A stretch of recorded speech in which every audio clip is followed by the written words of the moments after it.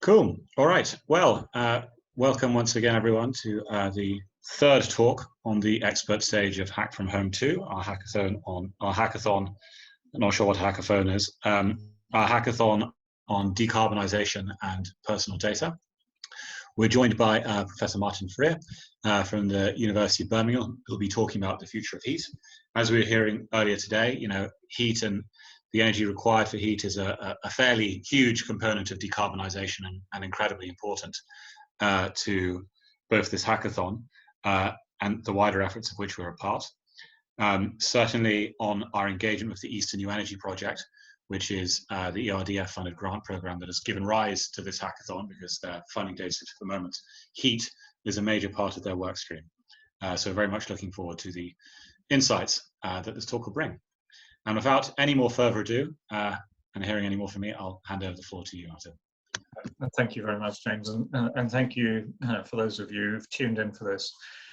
It sounds like there might be some overlaps with what you've heard earlier, but each and every one of us have a slightly different view of the world. So here is my view. So just perhaps a bit about me. I'm a professor of actually physics, but I'm director of the Birmingham Energy Institute and also an organization called the Energy Research Accelerator. The latter is something which brings together all of the Midlands universities and about 1,500 people working on energy stuff. And one of the things that we're working on intensely at the moment is the challenge of heat and how to decarbonize heat. And I hope you see in a second why on earth we do that. And to build up that context, I've got some graphs of what's happened to the energy system over the last decades or few decades. And in fact, in this first instance, it takes us back to the beginning of time, well, close to the beginning of my time anyway.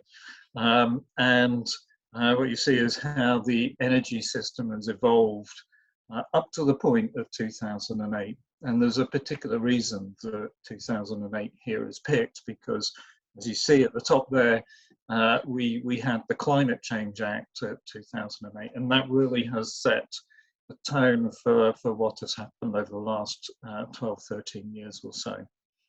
This shows us what some might say the energy mix, but actually the electricity mix is, or the generation that goes into electricity, and how that has evolved as a function of time. It's really interesting. You can see some twists and turns. For example, in the nuclear power sector, you can see at about 1993 was the last nuclear power station that we built. At this point, we began to take advantage of the North Sea oil and gas fields, and you can see that some political incidents happened. So, for example, here you can see a dip in the UK's utilisation of coal, and that was in no small part due to the influence of Margaret Thatcher. But up to about 2008, at this point here, you can see that our electricity generation was dominated by fossil fuels, and the amount of renewables that we had was relatively small. So here's a set of data in more modern times, and the thing that we've been talking about, so you can see how there is a yearly cycle here, is this line in red. So this is the electrical demand, and you can see that it's quite low down on the bottom of this graph. It's a piece of work which is put together by one of my colleagues, who's Grant Wilson, who aggregates all of the energy data and plays it back to government. So the thing that we have worried about a lot is electricity, and you will all know that we've decarbonised our electricity system, not completely, but made very good progress. And so the generation of low carbon electricity through solar and offshore wind has been transformative. Whilst we might think that's a success, but you'll see there's some other lines which sit above electricity, This one here, you can see, is transport fuels. There's a way to go in terms of decarbonising transport fuels. Maybe we will see a big uptake in electric vehicles. But the thing that worries and should worry us most is this blue line here, which is the utilisation of gas. And you can see that is hugely seasonal. And that reflects upon the fact that we use gas mostly for heating, and gas is not low carbon. This other chart here shows with a finer granularity, so day by day, the generation of electricity. Solar is in yellow appropriately, wind is in blue, and are at points in time, even in the electricity system, where the yellow and blue are close to vanish. And the way that we are managing that at the moment is through gas. So gas is a really important part of electricity generation and managing the intermittency on our system, and also for the heat generation. Where, you might ask, where on earth does our gas come from, and how sustainable is it to have an energy system which relies so strongly on gas? Just putting aside the issues around the carbon intensity of gas. Well, presently, and this was a few years ago, a good fraction of our gas came from the North Sea. This is declining, which means that we are relying on imports either from Norway or from Russia through a gas pipeline. But increasingly, over the coming decades, we'll be relying on the imports of liquefied natural gas from the Middle East.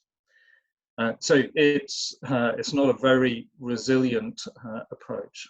And if one is thinking about carbon and carbon intensity, you can see that here is coal, and we've pretty much eliminated coal off our grid in terms of electricity generation. Gas is very intense in terms of the measure here, which is grams of CO2 per kilowatt hour. If one is looking at low carbon sources, then in rank order, you might choose nuclear, but there's clearly going to be a mix in the future. So let's just focus on heat for a second. And what I'm going to try and do is bring across to you the complexity of delivering a heat solution and some of the things to think about. So this wheel here shows that about a third of our CO2 emissions at present are created by heat. So this is coming from the government department BEIS. And then what is also shown here, again from the same source, is how different countries, and this is mostly European, but you can see US features as well, how they generate their heat. And the UK is sitting right at the bottom of this. So our bar associated with gas is very long. And if we're going to decarbonize, we need to make that bar a lot shorter and turn ourselves into somewhere like Norway or Sweden. And you can see that they are using, in that instance, a large amount of electricity or systems like district heating. What are we going to do to transform the way that we generate heat in our homes? So here is a part of the world. It's a nice suburban context, and if we think about how we're generating the heat at the moment, there's all sorts of gas pipelines going into these homes. So what will it look like in the future? So at the moment we've got this, a gas pipeline. Maybe we'll be, instead of methane gas, we'll be using hydrogen, but most probably we'll be using a lot more of electricity. So our energy vectors are probably going to change from methane gas to electricity and hydrogen, and there will also be things such as district heating. So we will have district heating solutions, so putting hot water or steam through pipes, having a heat transfer mechanism inside the home, which can then conduct that heat around the home. Maybe you will be injecting hydrogen into the gas grid and your boilers will be burning hydrogen. Maybe we'll be substituting those present gas boilers with heat pumps, which use electricity to transmit air heat into the building in a concentrated way, but we're also potentially using biomass. So this is lots of different sources, lots of complexity. So in delivering a heat solution, I've done some work most recently with the Confederation of British Industry to try and think through all of the ingredients that one needs to provide in a heat solution. Here is that list of ingredients. So we need to think about the heat generation. So what type of heat generation technology we're going to have, and it's going to be different in different areas. If you are going to have these heat solutions, what kind of infrastructure is going to be developed? So it's heat pumps, we'll need a stronger, better electricity grid. If it's hydrogen, we are going to need to reinforce the gas grid because not all parts of the gas grid can tolerate hydrogen. And then there's national infrastructure that you need to think about. Where are we going to generate all that additional electricity from to replace that methane gas? And then there's some things to think about from the public side. I know there's all sorts of things, but I won't dwell on them all. But how on earth are we going to educate the public that the heat transition is important and it's something that they need to engage in? How are we going to provide them with the information to choose the right heat solution for them? And how are we going to build up confidence in the public that this is something which they should be earlier adopters of and not wait to the end when everybody else has adopted their own heat solutions. But there is big issues around how we're going to fund this. So where's the money going to come from? Different sources of investment. And then how on earth are we going to install all of this? So there's a big need. At the moment, we've got 150,000 heating engineers. Very few of them are well qualified to install heating systems. What are the challenges and opportunities which sit in the skills side? So those are some of the ingredients. You can see it's quite complex. There's a lot of elements here. And we are working to create something called the National Centre for Decarbonisation of Heat to bring all of those elements together. And the place that we are planning to build that national centre is in Birmingham, a place called Tyseley Energy Park. This is what the centre will look like. It's on this bit of land here. So this is an energy park which combines the energy from waste plant, which consumes all of the municipal waste from the city of Birmingham. This is the Tyseley incinerator. This is a biomass plant that we've built here for green electricity. We've built a low carbon refueling station with hydrogen production, hydrogen electrolyzer.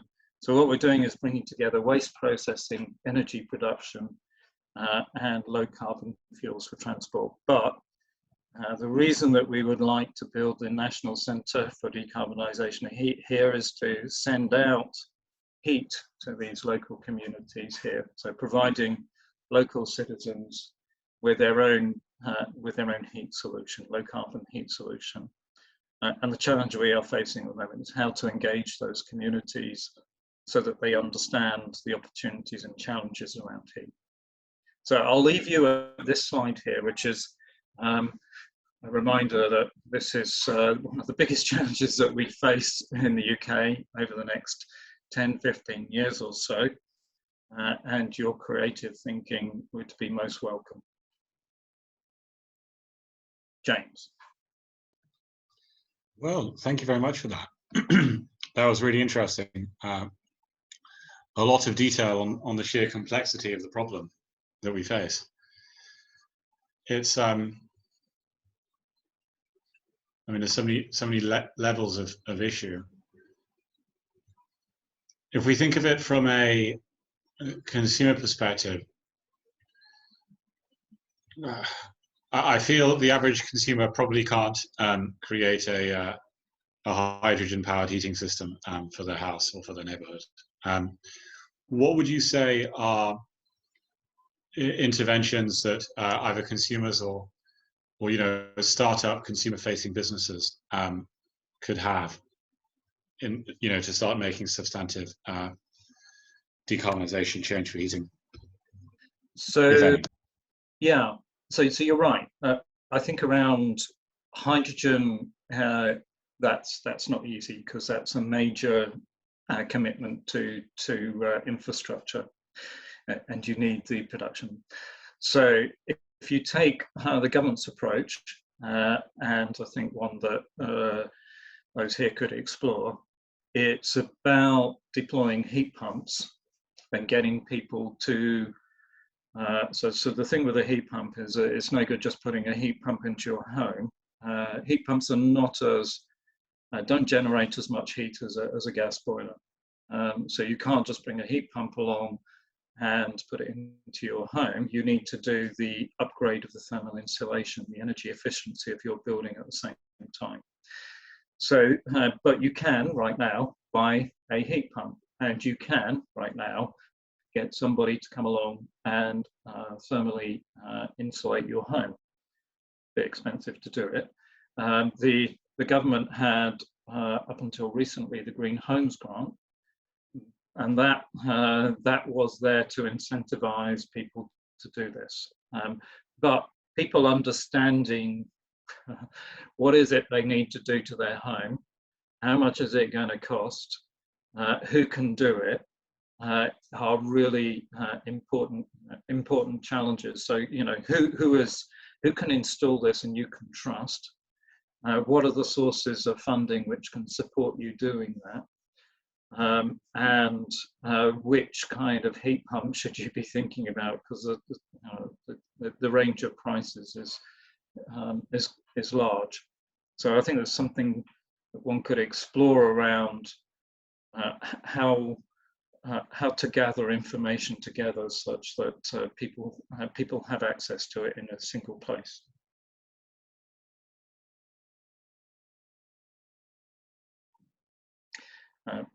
I want to come back to you on a particular point on that in a moment, but we've had a question from the floor on biomass. Do you think that biomass will continue to be considered renewable for heat, given its comparatively high carbon footprint, or is this going to be phased out in future? So there's all sorts of complexity and discussions around this. So if you, so it won't be widely used, I think, in the energy system. It will be used in, for example, if you live in a home which is off grid, you need to think of solutions which allow you to have a low carbon delivery of heat. Biomass could be, so biomass boilers could be one such solution. There is a route where you could have biomass, you burn the biomass and then you capture the CO2. So that's of national interest, and there's of course a project around the Drax power station which would burn biomass and then capture the CO2 and then take that off to the North Sea and sequester that CO2. So you can make those kind of processes carbon negative. So you're absorbing CO2 out of the atmosphere. So I think there'll be elements of that. It won't be pervasive though. Interesting, thank you. And if we sort of think of this from a data angle, where do you think within this change, digitalization broadly considered adds the most value when it comes to changing the heat system? So if you have a heating system which is operating at the margins of what is possible, which is kind of where a heat pump is. So it's not like a gas boiler. You can just keep generating as much heat as you like. You need to design a system which is smart and intelligent and can optimize things. So based on room occupancy, so data within the home, and how you are using your heat most efficiently within the home. But the other element is how do you aggregate? So how do systems work together? So it's not just a system in your home in isolation which is optimizing itself, but it's looking at other parts, other homes. And so one of the things that we have developed is in Nottingham, something called the Trent Basin, where we've got a 500 home development, which you've got a smart energy system sitting over the top of that, which is recording through CO2 emissions, room occupancy, it's recording energy utilization, and it's also got its own energy generation. So you've got that smart system in which the occupier can optimize their energy bill, but they can also think about if I've optimized or I've got excess energy, who could I share that with? Can I sell it back into the grid? So thinking not just at a home level but a systems level, I think is where there's going to be big opportunities. That's interesting. Yes, I guess you have the sort of the micro, meso, macro problem with this, and it seems like on the level of research you've done so far, it seems like this middle layer is only beginning to be thought about in some areas. It's a term that we hear bandied around quite a lot and seems to be used in all sorts of weird and wonderful ways. But what would you say are the potential uses of data trusts in systems like this? Is this something you've come across? No. No. A firm no. Excellent. Okay. Well, then we've knocked off the data trust question. Well, you can answer it yourself. You would need to elaborate a little bit for me. Yes. Well, of course, data trusts can kind of mean anything. I've grown to realise, but in particular, your example of I forget the name of the initiative with the multiple different houses and then trading back data back into the local grid. It's data trusts very loosely considered because there's obviously the devil is always in the detail, but broadly it's a mechanism to allow for the pooling of collective data, and then that data then be managed in the best interests of the people who've contributed it in the first place, and then to reassign some value back to the individuals who contributed it. Within that, there's obviously then a lot of people trying to make it an artifact of actual proper English trust law. Others who say no, it's just a term to describe management. But yeah, there's lots of different papers running around on what it means at the moment. And I know there's some interest in it from an energy perspective. So it's not an area which I've explored a lot. I know that, for example, there is a program to extract the smart meter data and aggregate that and see and open that up for the research community to try and understand what's happening with in people's homes who are utilizing smart meters and smart meter data. There are big challenges around that. You can begin, if you're not careful about how you manage it, you can begin to mine those data to find out things that people may not want you to find out about them.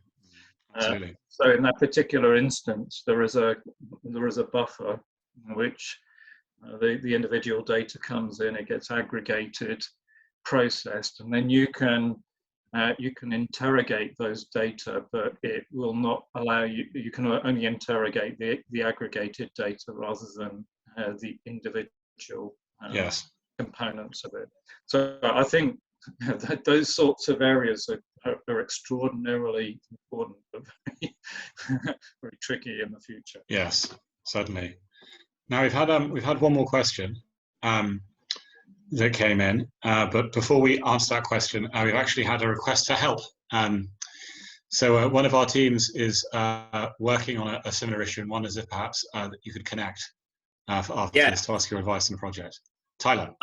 I've been granted the power to speak. So, Martin, we're working on something almost exactly as what you're describing, with the crowdsourcing the most impactful steps that you can take to reduce carbon footprint or heating or electricity usage or even your bills. So there's 5 of us working on it right now, and I was wondering if we could connect and I could run a few things past you to make sure that we're not missing anything that you've already learned. Okay, yeah, happy to do that. Fantastic. I don't know if you've got my details. How do you propose to connect? I'll talk to either James or Teresa, and we'll get that way. Up to you, Martin. I could send over an email address, or we could invite you into the Slack channel and then communicate over Slack. Yeah, whichever you prefer. Well, email. All right, cool. Yeah, sounds good. Yeah. Sounds good. Email's asymmetric, so let's go email. That works. Cool. All right. Now, I think we have about 30 seconds left. There was one more question to answer very quickly, if we still can, which is, do you believe the Big Six have been generally supportive of the gradual decarbonisation of the UK's heat supply? Of the heat supply. Of other things, yes. I think the Big Six and a lot of companies and industry are in a really difficult position at the moment. They are waiting for clear signals from government before they make investments. So we're just on the verge of the government announcing their heat and building strategy. So I think it's unfair to expect, without a substantial term of strategy and confidence that will bring to the market, to expect energy companies to move rapidly. There's a lot of risk in this space. If you spend a lot of money now on a particular energy solution, and then it turns out that it's not the preferred solution that government are going to push, Absolutely. You could go bankrupt. Absolutely. All right. Well, on that, what's the word? Note of cold reality. I'd like to thank you very much for your talk. That was a really interesting introduction to the heating system as it currently stands in its future. So thank you very much for your time. If you are interested in hanging around later, the offer to join us on Slack still stands. It's a weird and wonderful space. We've got lots going on there. And if not, thanks so much for your time. And I will share your email address with Ty. Thank you. Thank you. Most enjoyable. Great. Thank you. All right.